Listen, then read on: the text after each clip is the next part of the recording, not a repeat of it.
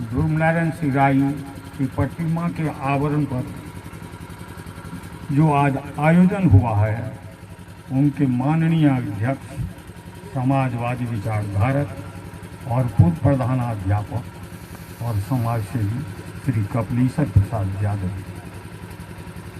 साथ ही हमारा राष्ट्र अखिल भारतीय जन लेखक संघ के सचिव महेंद्र नारायण पंकज जी और इस समाजवादी धरती के नेतृत्व करने वाले हमारे स्वर्गीय अनु बाबू के साथ सदैव समाज की सेवा करने के लिए, समाज के लिए सारी तन मन धन से समर्पित रहने वाले हमारे प्रदुमन बाबू, लीला बाबू, प्रेम बाबू और जफरखा ग्राम के वासी सबों ने सदैव समाज की सेवा में तत्पर रहे। उसी समाज से और इसी त्रिवेणीगंज की धरती से हमारे ध्रुव नारायण सिंह राय ने जो साहित्य जगत में काम किया है, उस पर लोगों ने बखान की है। साथ ही चिकित्सा जगत में अपनी नाम और विचार को रखने वाले हमारे आज मंच के संचालक डॉक्टर साहब, इनका भी योगदान ध्रुव नारायण सिंह राय के साथ कम नहीं रहा। हमारे प्रोफेसर सुरेंद्र प्रसाद यादव जी और हमारे आज के चर्चित कवि शंभू बाबू, जो रंगनाभ जी के नाम से कोशी में तो प्रचलित हैं, बिहार के स्तर में जाने जाते हैं। हमारे लंगोटिया साथी भारती जी, हमको लगता है कि सारे साहित्यिक जगत में, चाहे अररिया हो, कटिहार हो या पूर्णिया हो, जहाँ हो, हमेशा ये चर्चित रहा करते हैं। और साहित्य की चर्चा हमारे आजकल शंभू बाबू के साथ किया और डॉक्टर साहब के साथ किया करते हैं। मुझे बहुत खुशी होती है ये लोग जो चर्चा करते, लेकिन जब ध्रुव बाबू रहते थे तो अति खुशी होती थी। उन्होंने क्या रचना की, क्या नहीं की, इस पर सारे कवि और लेखक विरह चर्चा करते हैं। मैं तो कवि नहीं रहा, लेखक नहीं रहा, लेकिन उनका की एक खंड काव्य को बार बार उनकी प्रेरणा से मैंने पढ़ा, समझा और बार बार वो पूछते थे, अनूठा बोलता है, आपने उनको समझा? हमने एक दिन कहा, ध्रुव बाबू बहुत अच्छी तरीके से मैंने उनको समझा ही नहीं, उस पर मैंने गहन चिंतन भी किया। आपने साधारण चीज नहीं लिखा। अनूठा बोलता है उस जिस काल में हमारे समाज को बहिष्कृत किया जाता था, उसका आज आपने जीता जागता उदाहरण प्रस्तुत करते हुए इस खंड काव्य की रचना की, जिसका आज ज्वलंत उदाहरण है द्रौपदी मुर्मू, जो महामहिम हमारे राष्ट्रपति हैं। तो उनके चिंतन साधारण नहीं थी, बहुत गहरी थी और बहुत संवेदनशील थी। उतना हम लोग नहीं सोच पाते हैं, उनकी लेखनी पर उतना हम लोग विचार नहीं कर पाते हैं। इसको हम एक छोटा सा उदाहरण से बता सकता हूँ। एक लक्ष्मी नारायण यादव ड्रेसर थे हमारे हॉस्पिटल में, तो वो कहा करते थे, जटाशंकर दर्जी बहुत बड़े विद्वान हैं। हमको एक दिन, 2 दिन, 4 दिन कहते, एक दिन हमको बड़ा गड़बड़ लगा, तो हमने कहा, हे लक्ष्मी बाबू कहाँ तक आप पढ़े लिखे हैं? कल के 5 क्लास तक। कल के MA की कॉपी आप ही जांच लेते हैं?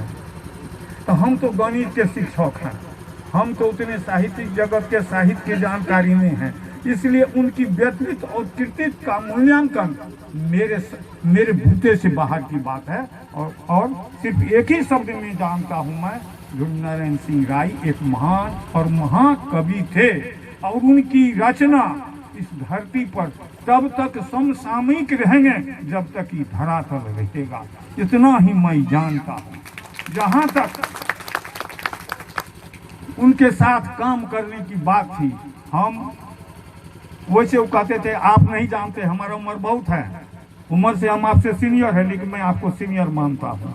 चाहे वो मुझे सीनियर मानता हो या जूनियर मानता था, प्रेम के भय से वो जो कहा करते थे मैं करता इसलिए था जो वो समाज के लिए कितने सोचते थे, रचना पर कितने सोचते थे, वो कितने विचारते थे। भारती जी ने कहा, वो गजल लिखा, उन्होंने ये शेर शेरियाँ की बातें लिखी, ये खंड काव्य लिखे, ये महाकाव्य लिखे, हमको बड़ी लिखते थे, वो खुशी होती थी मुझे जब अंगूठा बोलता खंडकाव्य का जो उनको विमोचन करना था।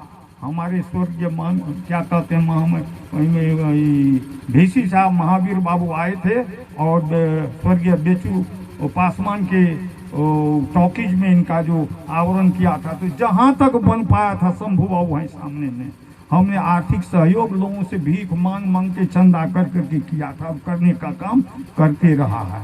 आज भी उनकी जो लिखी हुई रचनाएं हैं या संभवों से जो बातें होती हैं, ये भी बहुत गंभीर बात सब करते हैं।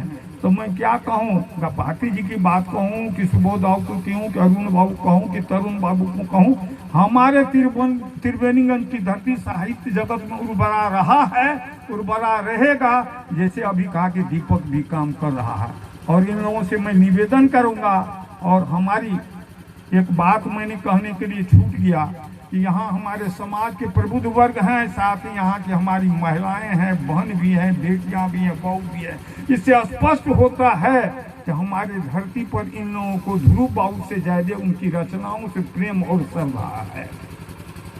तो इन सारी बातों को लेकर हम लोग हमेशा जब बैठते हैं, कभी बात जब बौद्धिक होती है, तो ध्रुव बाबू की चर्चा शायद ही कोई दिन होगा जो छूट जाता है। प्रतिदिन हम लोग किसी न किसी बहाने उनकी चर्चा कर लेते हैं। इसलिए ध्रुव बाबू हम लोगों के बीच से गए नहीं हैं, ध्रुव बाबू हम लोगों के बीच में हैं।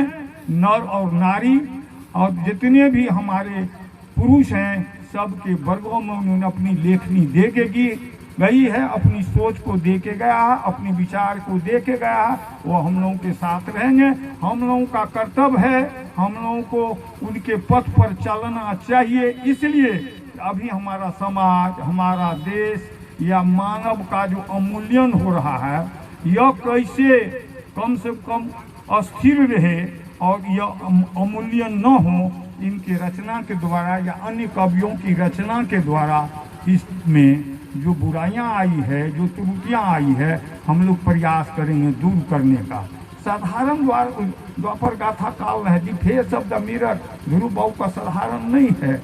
या कोई कविते जो लिखते हैं कि भारती जी या कि अरुणाभ जी, जब उसको पढ़ते हैं तो लगता है ये लोग सच्चा चित्र समाज का प्रस्तुत कर रहा है, लगता है ये लोग व्याकुल है समाज के लिए। अब व्याकुल रहते भी हैं, ऐसी बात नहीं है, लेकिन भौतिक रूप से उतना नहीं कर पाते हैं जितना ये लोग मानसिक रूप से समाज में लोगों के बीच देते हैं।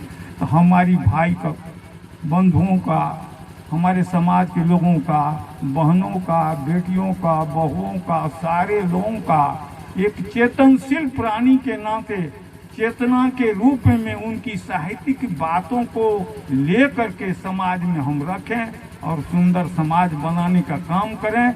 इसके लिए मैं आप लोगों का आभार व्यक्त करता हूं और आप लोगों से निवेदन करता हूं कि ध्रुव सिंह की या अन्य दिवंगत कवियों की सच्ची श्रद्धांजलि तब होगी जब उनकी कृतियों को हम लोग आत्मसात करके समाज में रखें। जय हिंद, जय भारत, जय कबीर, जय साहिब।